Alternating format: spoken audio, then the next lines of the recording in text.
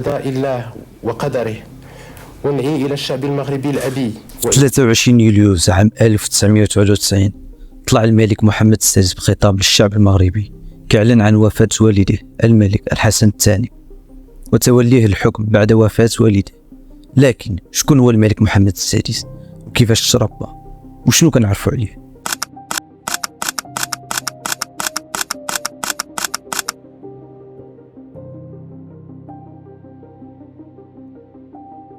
في 21 غش عام 1963 تزاد الملك محمد السادس بمدينة الرباط، وهو الابن الثاني للملك الحسن الثاني. بدا الدراسة ديالو في السنة الرابعة بالكتاب القرآني الملحق بالقصر الملكي. حصل على شهادة الدراسات الابتدائية في 28 يونيو عام 1973. من بعد كمل الدراسة ديالو الثانوية في المعهد المولوي وحصل على شهادة البكالوريا عام 1981. موراها التحق الأمير محمد بن الحسن باش يدرس في كلية الحقوق بجامعة محمد الخامس بالرباط، واستطاع أنه يحصل على شهادة الإجازة في عام 1985. وفي سنة 1988 نال دبلوم الدراسات العليا لدكتوراه القانون العام. كانت من أبرز الأحداث هي محاولة الانقلاب على الملك الحسن الثاني في قصر الصخيرات سنة 1971 بقيادة كل من الجنرال المدبوح والكولونيل محمد عبابو، بحيث كان الأمير كيتواجد في القصر آنذاك. وكذلك محاولة انقلاب أوفقير عام 1972، وكذلك محاولة انقلاب عام 1973 أو ما يعرف بأحداث مولاي بوعزة، اللي كانت من طرف الجناح العسكري التابع للاتحاد الوطني للقوات الشعبية. وفي سنة 1975 حضر على المسيرة الخضراء اللي أمر بها الملك الحسن الثاني لتحرر الصحراء المغربية من الاحتلال الإسباني، وكذلك انتفاضة الخبز عام 1984 أو ما يعرف بانتفاضة الكوميرة، وكذلك سنوات الرصاص اللي كانت آنذاك. تولى الأمير محمد ولاية العهد، وهنا بدأ الملك الحسن الثاني كيوجد له المهام ديالو. فقام الملك الحسن الثاني بتكليفه بعدة مهام على الصعيد الوطني والعربي والإسلامي والإفريقي والدولي. فكانت أول مشاركة ديالو عام 1967 عندما رافق الوالد ديالو في مهمة رسمية للولايات المتحدة الأمريكية، وكانت أول مهمة رسمية له خارج المغرب في 6 أبريل عام 1974، فاش مثل الحسن الثاني في قداس ديني تخليدا لذكرى رحيل الرئيس الفرنسي جورج بومبيدو. وعام 1979 عين الأمير محمد في منصب رئيس شرفي للجمعية الاجتماعية والثقافية لحوض البحر الأبيض المتوسط.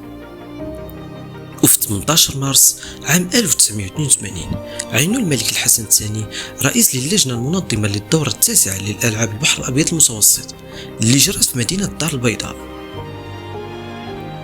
وفي 11 أبريل عام 1985 عينوا الملك الحسن الثاني منسقا عام لمكاسب ومصالح الأركان العامة للقوات المسلحة الملكية، وتم الترقية ديالو في 12 يوليوز عام 1994 إلى رتبة جنرال دو ديفيزيون. وكذلك زار الأمير محمد بزاف ديال الدول، من بينها زيارة رسمية للمملكة العربية السعودية عام 1986، وكذلك إلى اليابان في سنة 1987، ومثل الوالد ديالو في تشييع جلالة الإمبراطور الياباني هيروهيتو عام 1989. وكانت له العديد من الزيارات وكذلك المهام، لكن كل شيء غيتبدل في عام 1999. قضاء الله وقدره، ونعي إلى الشعب المغربي الأبي وإلى الأمة المغربية العربية والإسلامية وإلى العالم أجمع وفاة قائد عظيم. تولى ولي العهد الأمير محمد مقاليد الحكم مباشرة بعد إعلان نبأ وفاة الملك الحسن الثاني، اللي حكم المملكة لمدة 38 سنة، وأصبح يلقب بأمير المؤمنين الملك محمد بن الحسن بن محمد. ونقل التلفزيون مراسم التوقيع على وثيقة البيعة اللي جرات في قاعة العرش بالقصر الملكي بالرباط. لكن ما كانش كل شيء سهل، حيتاش الملك محمد السادس كان عنده مشاكل كبيرة، منها مشكل ترسيم الحدود وكذلك ضحايا سنوات الرصاص ومشاكل أخرى. لكن كان أول الأشياء اللي دارها الملك الجديد هي الانفتاح على المعارضين، فسمح بعودة المعارض المعروف إبراهيم الصرفاتي من المنفى، كما تم عزل الوزير الداخلية صاحب النفوذ القوي دريس البصري. اللي تعتبر رمز للقمع السياسي والتضييق في عهد والديه الحسن الثاني، وارتبط اسمه بسنوات الرصاص بين سنوات 1970 وعام 1999 لشهدت اعتقالات سرية وتعذيب للمعارضين والانقلابيين. بعدها قام الملك الشاب بزيارات خارج المغرب للدول الصديقة والشقيقة. السلام عليكم ورحمة الله.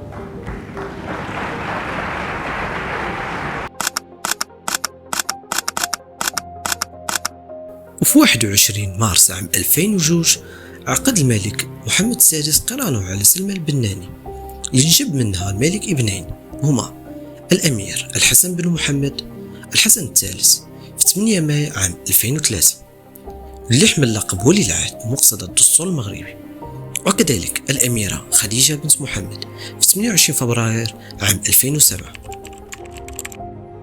ومن بين أبرز الإنجازات والتطورات في العهد ديالو هي في سنة 2004 حيث أصلح النظام الملكي مدونة الأسرة وأعطى حقوق كبيرة للنساء، وكذلك أنشأ محطة نور لإنتاج الكهرباء وهي أكبر محطات الكهرباء في العالم. كما أطلق مشروع ميناء طنجة المتوسط طنجميد وهو أكبر ميناء في إفريقيا وعنده دور كبير في تحسين الاقتصاد المغربي.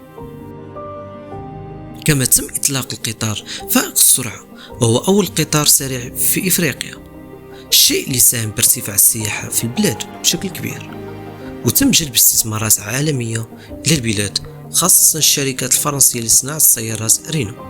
كما ارتفع الناتج المحلي الإجمالي للمغرب 42 مليار دولار في عام 1993 إلى 110 مليار دولار بحلول عام 2017. وأصبحت المملكة المغربية في عهد الملك محمد السادس كتحتل المرتبة الثانية في المنطقة بعد دولة الإمارات العربية المتحدة من حيث مؤشر سهولة ممارسة الأعمال الخاصة بالبنك الدولي. لكن مع كل هذه الإنجازات اللي كانت هناك أزمات كبيرة في وجه المغرب.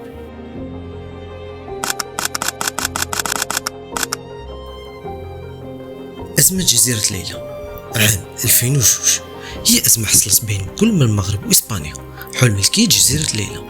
تحولت الأزمة في وقت لاحق إلى صراع مسلح بين البلدين بدأ في 11 يوليوز وسال في 20 يوليوز من نفس العام. أحداث 2003 في 16 مايو عام 2003 قام مجموعة من الأشخاص بتفجيرات بالأحزمة الناسفة في عدة مواقع في مدينة الدار البيضاء، الشيء اللي أدى إلى مقتل 45 شخص بما فيهم 12 من المهاجمين. وبعد العملية وافق البرلمان على قانون مكافحة الإرهاب اللي زاد من سطوة القضاء والشرطة، وتعتقل حوالي 8000 من الإسلاميين بعد هذه الهجمات. وفي 24 فبراير عام 2004 ضرب زلزال الحسيمة بقوة 6.3 بمقياس ريختر، الشيء اللي أدى لاستشهاد أكثر من 628 شخص وجرح أكثر من 926 شخص، الشيء اللي أدى لخسائر جسيمة في المنطقة. وكان الملك محمد السادس قد زار المنطقة لتفقد الجرحى والمصابين. وفي سنة 2011 بدأت احتجاجات شعبية بما يسمى بالربيع العربي في تونس ضد نظام الرئيس زين العابدين بن علي، أدت إلى هروبه وسقوط نظامه. موراها انتقلت الاحتجاجات لكل من مصر وسوريا وليبيا وموراها المغرب. وفي 20 فبراير عام 2011 انطلقت احتجاجات شعبية في مدن مغربية تطالب بإصلاحات سياسية واقتصادية واجتماعية، هو الشيء اللي استجاب له القصر الملكي.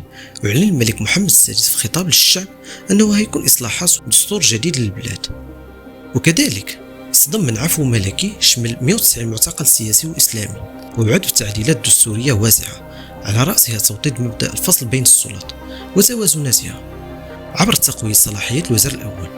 لكن وفي نفس السنة وبالتحديد يوم الخميس 28 أبريل عام 2011 هز انفجار عنيف في مدينة مراكش تحديدا مقهى إرغانا في ساحة جامع الفنا، أدى الانفجار إلى مقتل 17 مواطن مغربي وأجنبي وإصابة 21 شخص بجروح خطيرة. لكن وبعد مرور أسبوع واحد فقط تم إلقاء القبض على 3 من المشتبهين فيهم، من بينهم المنفذ الرئيسي للعملية. وزار الملك محمد السادس مكان التفجير ووصل إلى ساحة جامع الفنا وتفقد المكان التفجير، وقال بعدها أن الهجوم هو عدوان إجرامي جبان وكتنافى مع القيم الإنسانية المثلى. وفي 28 أكتوبر عام 2016 اندلعت احتجاجات في مدينة الحسيمة بعد ما توفى بائع الأسماك محسن فكري.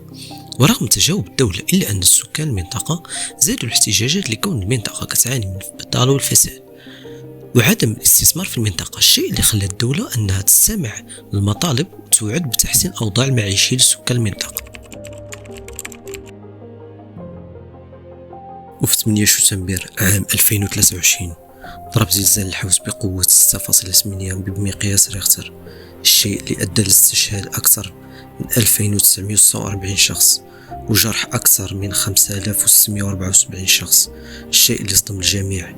وبعد تدخل القوات المسلحة الملكية للمساعدة على النقل وانتشال الشهداء، كان هناك تضامن كبير من بين كل فئات الشعب المغربي، حيث ساهم الكل سواء بالتبرع بالدم أو الأكل والشرب أو الأغطية وغيرها.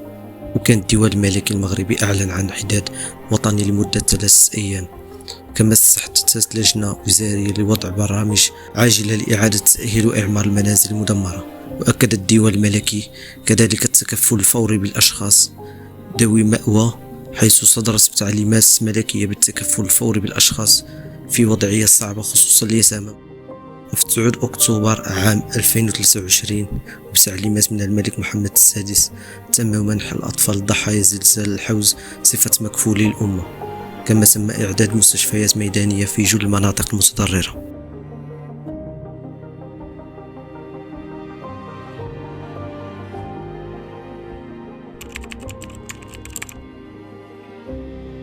وحصل الملك محمد السادس على العديد من الميداليات والأوسمة اللي كنذكروا منها